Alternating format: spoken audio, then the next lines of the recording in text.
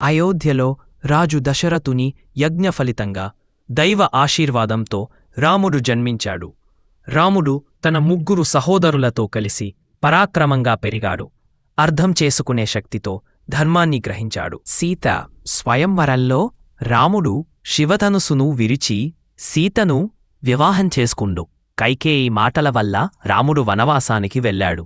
సీత, లక్ష్మణుడు అతనితో పయనమయ్యారు. రావణుడు సీతను అపహరించాడు. జటాయువు ఆపే ప్రయత్నంలో వీరమరణం పొందాడు. అప్పుడు రాముడు హనుమంతుడిని కలిశాడు. అతను సీతను కనుగొన్నాడు. లంకను చేరేందుకు రాముడు వానరులతో సముద్రంపై వంతెన కట్టించాడు. యుద్ధంలో రాముడు రావణుడిని సంహరించాడు. ధర్మం విజయం సాధించింది. సీత అగ్ని పరీక్షలో తన పవిత్రతను నిరూపించింది. రాముడు అయోధ్యకు తిరిగొచ్చి పట్టాభిషేకం జరుపుకున్నాడు. ప్రజలు ఆనందంతో ఉత్సవాలు జరిపారు.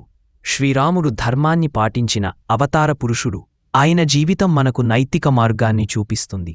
మరిన్ని పురాణాల కథల కోసం సబ్స్క్రైబ్ చేయండి.